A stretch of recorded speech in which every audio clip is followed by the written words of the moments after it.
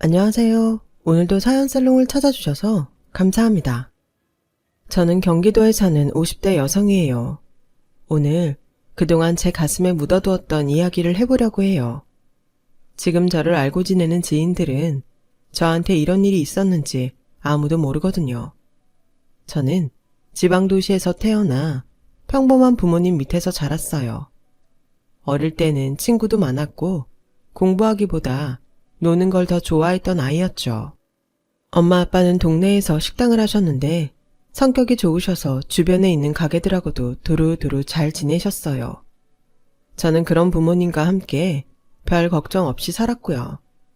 하지만 늘 태평하고 즐거울 것만 같았던 우리 집에 불행한 일이 생긴 건 제가 고등학교에 들어가고 나서였어요. 어느 날 어떤 아줌마가 와서 자기 남편이 여기서 밥을 먹고 식중독에 걸려서 병원에 입원해서 치료를 받고 있으니까 저희한테 병원비를 물어내라는 거였어요. 손님, 남편분이 아프신 건 정말 안타까운 일인데요. 우리 식당 음식이 상했으면 다른 손님들도 아파야 되는데 그날 저희 음식 먹고 아프다는 분이 없어요. 식중독은 다른 데서 걸린 거지 저희 식당이 아니에요. 아니 그럼 내가 지금 거짓말을 한다는 거예요? 여기서 밥을 먹고 와서 아프다고 하니까 여기로 왔지? 이 아줌마가 어디서 사람 속이려 들어? 내가 이런 거지 같은 식당에서 밥 먹는다고 할 때부터 무슨 병 걸릴 거라고 했는데 죽어도 내 말 안 듣고 여기가 무슨 동네 맛집이라고 와서 그렇게 처먹더니 저러고 병원에 있는데 여기서는 날 무슨 사기꾼 취급하네? 못 사는 인간들은 왜 다 이 모양이야? 얼른 병원비 내놔. 안 그러면 나 이 식당 고발하고 정식으로 조사받게 할 거니까 그런 줄 알아. 라며 엄마 머리채를 잡고 고래고래 소리를 지르는 거 아니겠어요? 아줌마, 왜 남의 엄마한테 손찌검을 하고 그래요? 아줌마야말로 경찰서 가고 싶으세요? 영업 방해한다고 신고할 거예요. 라며 내가 화가 나서 아줌마를 떼어놓았고 아줌마는 두고 보자면서 씩씩대며 나가더니 정말 저희 식당을 보건법 위반으로 신고했어요. 부모님은 아무것도 잘못한 것이 없는데 괜히 조사를 받게 됐고 그 바람에 우리 식당은 상한 음식을 줬다는 소문에 휩싸여 손님이 줄게 됐죠. 평생을 선하게만 사시던 부모님은 그날 일에 충격을 받으셨어요.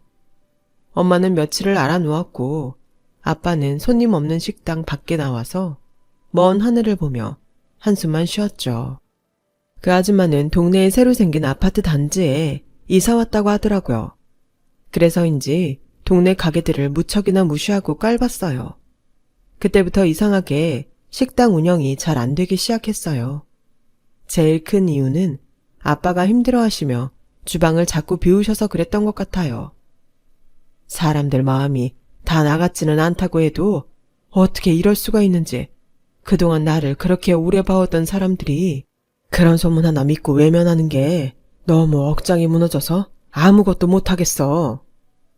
그렇게 상심하시던 아빠는 작은 삼촌과 함께 갔던 여행에서 교통사고를 당했고 그날 바로 저 세상으로 가버리셨어요. 우리 형 바람 쐬고 기운 내자고 간 건데 이렇게 가버리면 내가 형수랑 선아를 어떻게 봐. 형, 이렇게 가면 안 돼. 라며 아빠를 붙잡고 우는 작은 삼촌 옆에서 저와 엄마도 펑펑 울었어요. 정말 하늘하고 땅이 뒤집어지는 것 같다는 게 무슨 말인지 실감이 났어요.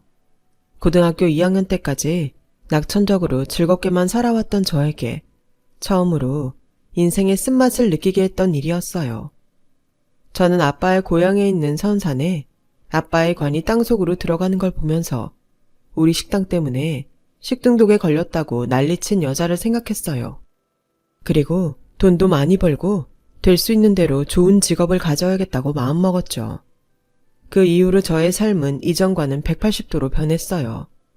학교 등교 시간보다 1시간 일찍 가서 공부했고 수업이 끝난 후에는 도서관에서 불이 꺼질 때까지 있다가 오곤 했어요.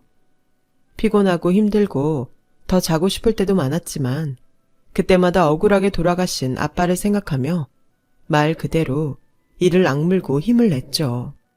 정말 독하게 하면 된다고 저는 서울에 있는 상위권 대학에 합격했어요. 제가 1학년 때랑 2학년 절반 넘게를 허송세월 보낸 거에 비하면 이것도 잘한 거였어요. 저는 대학에 입학하자마자 바로 회계사 시험 공부를 시작했어요. 응시 자격을 맞추기 위해서 회계사 관련 학점을 따고 공부를 하고 아르바이트를 하느라 대학 내내 정말 바쁘게 시간을 보냈어요. 그 사이 저희는 가게와 집을 전부 처분해서 경기도로 이사를 했어요. 엄마는 이사한 데에서 멀지 않은 곳에 작은 가게를 얻어서 다시 식당을 하기 시작했죠. 원래 주방 일은 아빠가 주로 하셨지만 엄마 음식 솜씨도 아빠 못지 않았어요. 거기다 수완도 좋은 편이어서 사람을 끌어들이는 것도 잘했어요. 엄마 가게는 작지만 점점 동네 사람들에게 입소문이 나기 시작하더군요. 엄마는 아침을 못 먹고 나가는 직장인들을 위해 오전 7시부터 장사를 했죠.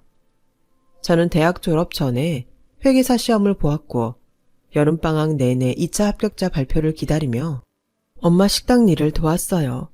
아침에 엄마는 북엇국을 팔면서 특별히 라면을 파시더라고요. 라면 해장을 좋아하는 직장인들을 위해서 그렇게 한다고 했어요. 아침에는 완전 동네 단골 장사였는데 다들 엄마와 친한 것 같더라고요. 그중에 어떤 여자분이 엄마한테 꼬박꼬박 사장님이라고 불렀는데 제가 딸이라서 그런지 내심 듣기가 좋더라고요. 저는 그분에게 반찬 한 가지라도 더 갖다 드렸죠. 우리 엄마 사장 대접 톡톡히 해주는 대가로 주는 서비스예요. 이 가게 운영하시는 분이니까 사장님 맞잖아요. 음식도 만드시고 계산도 하시고 직접 갖다 주실 때도 많고요. 사장님이 따님 자랑을 얼마나 하는 줄 아세요? 공부도 잘하고 똑똑하다고요. 저번 회계사 시험 1차도 합격했다면서요? 진짜 멋져요. 난 공부 잘하는 사람 보면 너무 부럽더라고요. 2차까지 합격해야 되는 건데 아직 몰라요. 안 되면 저도 그냥 회사 취직해야죠. 그러지 마세요. 여태까지 공부한 게 있는데 너무 아깝잖아요. 그리고 분명히 잘 될 거니까 염려 푹 놓고 있으세요. 제가 이래봬도 사람 보는 눈이 있다니까요. 빈말이었지만 제 긴장을 풀어주려는 그분 배려가 너무 고마웠어요. 그 덕분이었는지는 몰라도 방학이 끝나갈 무렵 발표된 회계사 2차 합격자 명단에는 제 이름이 당당히 올라가 있었어요. 엄마는 너무 좋아서 합격자 발표날 하루 종일 손님들한테 돈도 안 받고 오는 사람마다 서비스로 반찬까지 챙겨주셨어요. 다음날 아침 일찍 오는 직장인들한테도요. 저를 격려해 주셨던 여자분은 밤에 퇴근하면서 제게 명품 지갑을 선물해 주셨어요. 이렇게 비싼 걸 제가 어떻게 받아요? 너무 고맙긴 한데 마음만 받을게요. 제가 백화점 명품 매장에 있거든요. 제가 구입할 수 있는 걸로 산 거니까 부담 갖지 마세요. 회계사님이 이런 거 하나 정도는 갖고 계셔야죠. 그동안 어머니가 너무 잘해주셔서 조금 갚는 거예요. 알고 보니 그분은 유명 백화점 명품 매장 매니저였어요. 엄마와 저는 고맙다고 인사하고 그 후로도 그분과 더 가깝게 지냈죠. 남동생분도 가끔 같이 왔는데 대기업에 다닌다고 하더라고요. 부모님은 두 분 다 일찍 돌아가시고 어렵게 자랐지만 착실한 분들이었어요. 저는 좀 이름 있는 회계사 사무실에서 일을 시작했고 그러면서 결혼할 사람을 만나려고 노력했어요. 고등학교 때 부모님 식당을 모욕하고 아버지가 사고로 돌아가시는 원인을 제공한 그 아줌마가 제 마음속 한이 된 것 같아요. 회계사로 일을 해도 속이 후련하지 않더라고요. 저보다 좋은 직업을 가진 남편을 만나서 아무도 무시하지 못하게 살아야겠다는 생각이 점점 더 강해졌어요. 잘 사는 사람이 돼서 좋은 아파트에 살아야 아무도 찍소리 못하겠지. 그런 마음만 강해졌고 저도 모르게 그런 사람을 찾고 있었어요. 그러다 보니 연애를 해도 오래가지 못했고 저와 비슷한 환경에서 자랐거나 중산층이면 마음에 들어도 결국 계산을 하다가 헤어지곤 했죠. 선아야, 사람을 만나는데 마음을 따라가야지 조건만 보는 건 안 된다. 그러면 우리한테 행패 부렸던 고향 그 여자하고 뭐가 다르니? 네 마음이 가는 사람이 잘 살면 모르겠지만 잘 사는 것부터 따져보고 만나지는 마라. 엄마, 나는 다시는 그 아파트 아줌마 같은 사람들한테 무시당하면서 살지 않을 거야. 그러려면 우리도 돈이 있어야 되고 좋은 직업 가진 사람을 만나야지. 세상이 엄마 말처럼 따뜻하고 착하기만 하면 나도 이러지 않아. 그렇게 당해봤으니까 안 그러려고 하는 거야. 그래, 이게 다 힘없고 못 배운 부모 탓 같구나. 우리가 조금만 잘 살았어도 너한테 그런 큰 상처를 주지 않는 건데. 이게 왜 또 엄마 아빠 탓이야. 절대 그렇지 않아. 세상이 그런 거고 어쩔 수 없는 거야. 제발 그러지 마. 라며 한숨 쉬며 자책하는 엄마를 달래려고 애썼어요. 제가 조건을 만들어 놓고 사람을 만나려고 하다 보니 주변에서 자연스럽게 만나기는 굉장히 어렵더라고요. 그렇게 시간이 한 해에 두 해 지나갔고 어느덧 나이가 30이 넘어갔어요. 엄마는 제가 결혼을 안 한다고 걱정이 많았죠. 저는 더 큰 회계법인에서 일자리 제의가 와서 그쪽으로 옮겼어요. 엄마, 나 전에 다니던 데보다 더 좋은 직장에 갔으니까 진짜 내가 만나고 싶은 사람 찾을 수 있을 거야. 그래, 네 마음이 그렇다는데 나도 더 이상 뭐라고 할 말이 없구나. 엄마야말로 이제 식당 그만해. 다리도 아프고 힘들다면서 왜 계속 하는데? 나 이제 돈 잘 벌잖아. 다리야, 내가 구부렸다 폈다 열심히 하고 물리치료 받으면 금방 괜찮아져. 일이라는 게 그렇게 쉽게 손이 떼지는 건지 알아? 그래도 이 식당으로 우리 식구 먹고 살았잖아. 나한테는 귀한 내 직업이야. 아침마다 내가 차려주는 북엇국이랑 라면 기다리는 애들은 어떡하고. 네가 정 불편하면 아침 장사만 할 테니까 그만두라고만 하지 마.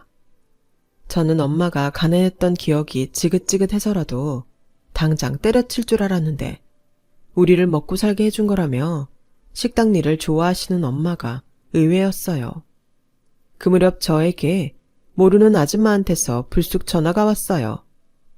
내가 상류층하고 직업 좋은 사람들 연결해주는 사람인데 마침 이선아 씨 이력서를 내가 받아서 이렇게 전화했어요.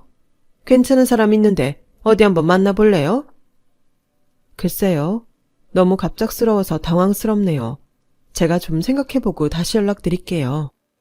전화를 끊고서 저는 그 아줌마에 대해 좀 알아봤는데 정말 상류층 결혼을 여럿 성사시킨 걸로 유명하더라고요. 하지만 아무리 제가 좋은 조건 사람을 만나고 싶다고 해도 그런 사람까지 동원하고 싶지는 않았어요. 저는 그 아줌마한테 다시 전화하지 않았고 주변에서 소개시켜주는 사람들을 만나고 얼마 동안 사귀기도 하고 했죠. 그러는 동안에도 아줌마는 잊혀질만 하면 전화를 해서 좋은 사람들이 있다며 만나보라고 자꾸 권했어요. 한 번은 괜찮은 사람을 몇 개월 정도 사귀었는데 그 사람 집에서 저를 좋아하지 않는 눈치가 보이더라고요. 그러니 남자도 점점 저한테 시들한 게 느껴졌어요. 저는 다시금 상처를 받았고 더 잘 사는 집안으로 가고 싶다는 생각이 강해졌어요. 그 무렵 선자리를 연결해주는 아줌마한테서 다시 연락이 왔어요. 아주머니도 참 대단하시네요. 그만큼 거절했는데 또 연락하세요? 나도 이걸 내 일로 삼는 사람인데 당연하지. 이 집안이 돈도 많고 다 좋은데 내세울 만한 직업 가진 자손이 없대. 그래서 직업 좋은 며느리감을 찾더라고. 여자 배경은 상관 안 한대.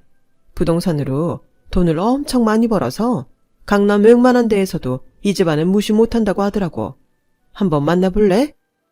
저도 속으로는 정말 내가 원하는 배경의 집안에서는 우리 집처럼 서민은 받아들이지 않을 거라는 걸 어느 정도 알아가고 있었어요. 현실을 알게 되었던 거죠.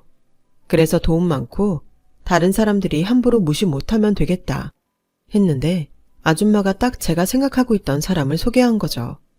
남자는 대학에서 강사를 하다가 얼마 전부터 입시학원에서 아이들을 가르친다고 하더라고요. 남자 직업이 썩 마음에 드는 건 아니었지만 그래도 한번 만나보기로 했어요.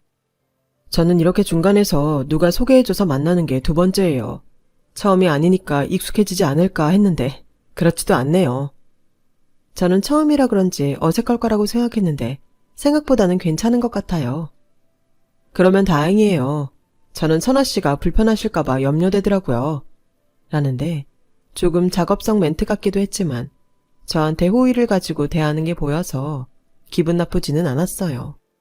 남자는 저를 계속 만나기를 원했고 저도 좋다고 했어요. 그렇게 만나기를 3개월 정도 했더니 아줌마가 남자 어머니가 저를 보고 싶어 한다고 하더라고요. 저희가 어떻게 만나고 있는지 다 알고 계신 거였어요. 남자 집에서 좋은 사람 다리놔달라고 했으니까 그쪽 집에 계속 연락해서 소식 듣고 있었지. 아니라고 하면 다른 사람 소개시켜야 되잖아. 근데 그쪽에서 꽤 마음에 들어하네. 어머니 만나봐. 이런 만남은 오래 끌면 안 돼. 빨리 결정해야지. 하긴 주변에서 연애하는 거 아니고 선본 거면 길게 끄는 거 아니라고 하더라고요. 저도 마음이 있었고 결혼도 생각했기 때문에 만나보겠다고 했어요. 남자 어머니는 굉장히 화려하고 말주변도 좋은 사람이었어요. 내가 진짜 돈복도 있고 다 좋은데 똑똑한 사람하고는 연이 없더라고.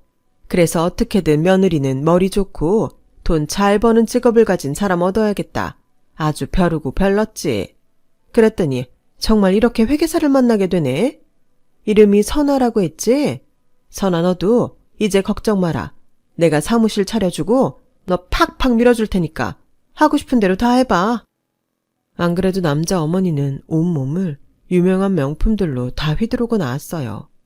근데 그게 좋아 보이지만은 않더라고요. 돈이 많아서 쓰고 싶은 거 쓰는 건 자유지만 너무 남들한테 보여주려고 하는 게 부담스럽게 느껴졌거든요. 저는 제가 더 이상 무시당하고 살고 싶지 않아서 높은 데 올라가고 싶었지. 이렇게 돈 많다고 자랑하듯 꾸미고 다니는 건 좀 아니다 싶었어요.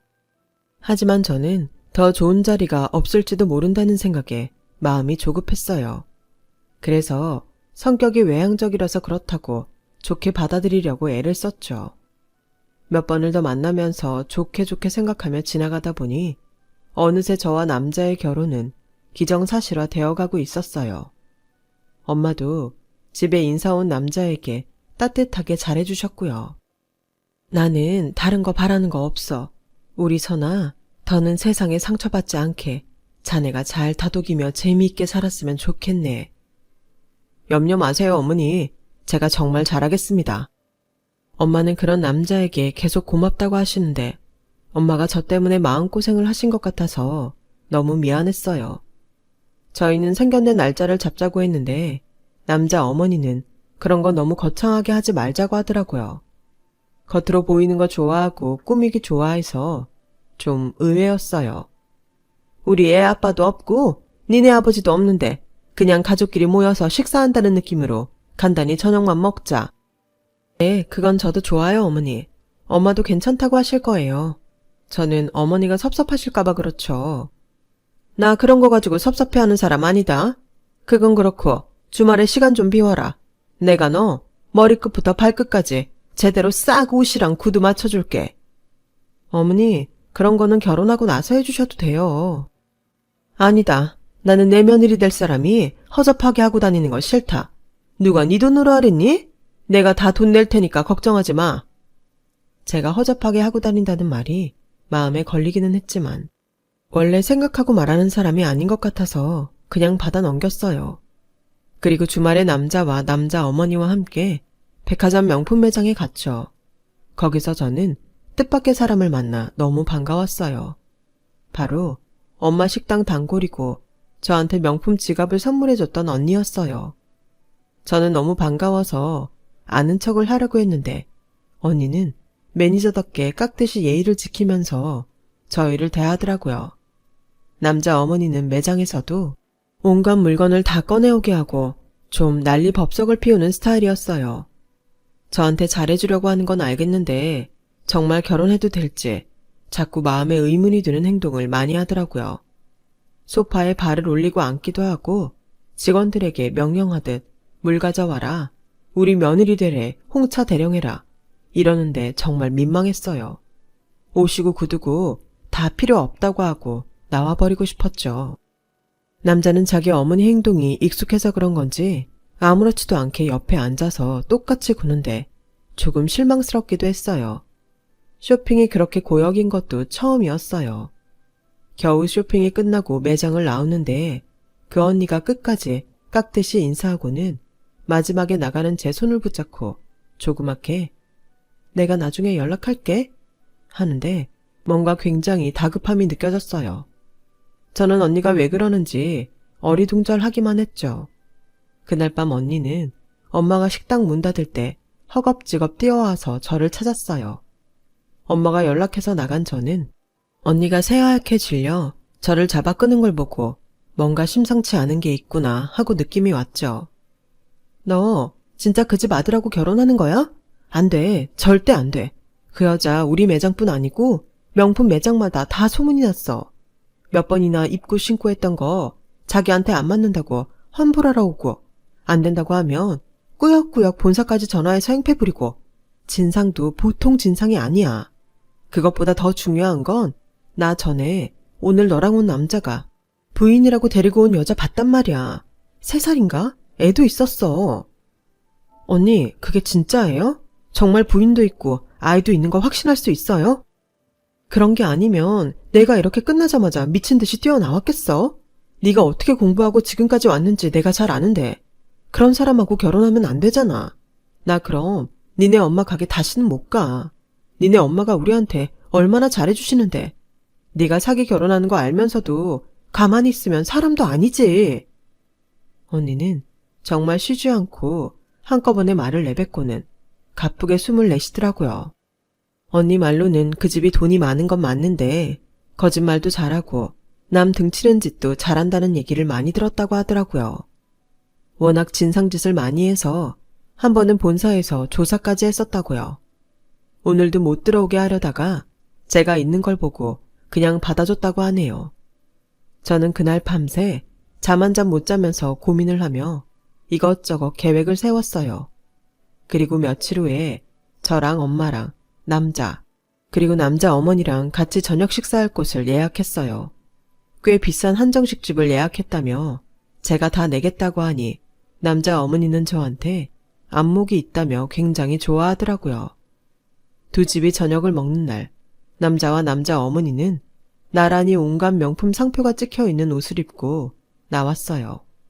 엄마는 아무 말 없이 그런 두 사람을 쳐다보기만 했죠. 따님을 참 똑똑하게 키우셔서 얼마나 보람 있으세요? 돈 없는데 애라도 잘 됐으니 정말 다행이시죠?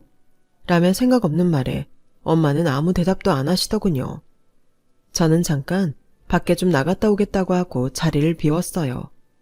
그리고 돌아왔더니 자기 아들이 너무 순진하고 여자도 모르고 자랐다는 얘기를 늘어놓고 있더군요. 어머니, 저희가 여자도 모르고 자라서 저 같은 사람 숨겨놓은 건가요? 라는 말에 남자와 남자 어머니가 깜짝 놀라서 그 자리에서 일어났어요. 제가 밖에 나가서 기다리고 있던 남자 부인과 아들을 데리고 들어왔거든요. 아니, 네가 어떻게 여기까지? 여기가 어디라고 감히? 어디긴요. 어머니 아들, 저 남자 또 결혼하려고 멀쩡한 아가씨한테 사기치는 자리잖아요. 무슨 그런 말이 있니? 너랑 우리 선웅이는 끝났잖아. 내가 너는 따로 나가 살려고 했으면 그게 끝난 거지. 저기 선아야, 사부인, 이거 다 오해예요. 쟤 껌딱지처럼 무리에 붙잡고 안 놓아주는 거라고요. 맞아요, 장모님. 정말 저 억울해요. 선아야, 진짜 오해야. 뭐가 오해인데? 아들까지 이렇게 있고 예전부터 저 여자랑 살았는데 혼인신고만 안 하면 다인 줄 알아? 어디서 사기를 치려고 들어? 라고 제가 말을 끝내자마자 엄마가 자리에서 일어나 그 앞에 있던 물김치 그릇을 두 사람에게 확 부어버렸어요. 어디서 감히 남의 딸 인생을 망치려고. 돈 있는 것들은 그렇게 살아도 돼? 제발 좀 인간이 되라 이것들아. 라고 소리를 버럭 질렀고 놀라서 뒤로 자빠진 남자와 남자 어머니를 두고 저와 엄마는 그 자리를 빠져나왔어요. 저는 언니에게 그 말을 듣고 흥신소를 찾아가 여자를 찾았어요. 그 여자는 대학 1학년 순진하던 때에 그 남자의 입 발린 말에 넘어가서 그 집에서 도우미처럼 갖은 일을 다 하며 살았다고 해요. 그런데 여자가 직업이 별로고 집안도 안 좋다고 그렇게 무시를 하더니 자기네는 직업 좋은 며느리를 봐야겠다며 일방적으로 아들까지 내쫓았다네요. 알고 보니 그 남자가 입에 발린 말로 이 여자 저 여자 바람도 많이 폈대요. 여자는 남자 어머니가 나중에 아들 낳으면 혼인신고 해준다는 말만 믿고 아들까지 낳았는데 이렇게 됐다며 나 아니었으면 결혼하는 것도 몰랐대요. 저는 이 집을 소개해준 아줌마한테도 전화로 한바탕 하고 다시 연락하면 사기죄로 고발할 거라고 큰 소리를 쳤죠. 그랬더니 다시는 연락을 안 하겠다고 미안하다고 하며 전화를 끊었어요. 저는 돈 많은 거, 좋은 집안인 거 따지다가 이렇게 벌 받는구나 그렇게 생각했고요. 만약에 그런 집안들이 저를 싫다고 한다면 안 하는 게 맞는 거겠죠. 그렇게 생각했더니 다른 사람들이 눈에 들어오더라고요. 저는 오랫동안 제 뒤에서 저를 지켜봐온 좋은 남자와 결혼을 하게 됐어요. 바로 저에게 그 남자 집이 어떤 사람들인지 알려준 언니 동생이었어요. 저와 동갑인데 훨씬 어른스럽고 속도 깊고 좋은 사람이에요. 올해가 바로 저와 남편이 결혼한 지 20년째랍니다. 저는 살면서 좋은 집안은 제가 만들어가는 거라는 걸 깨달았어요. 또 저희 부모님도 결코 잘못 사신 게 아니라는 것도요. 잘못됐다면 돈 좀 있고 실력 좀 있다고 다른 사람 우습게 하는 그런 사람들이죠. 제 얘기는 여기까지예요. 들어주신 분들 모두 너무 감사하고요. 오늘도 좋은 하루 보내세요. 매일매일 행복한 일로 가득하시길 바랄게요. 여러분, 사연 댓글에 응원과 현명한 조언 부탁드려요. 좋아요와 구독은 저에게 큰 힘이 됩니다. 오늘도 좋은 일 가득하세요.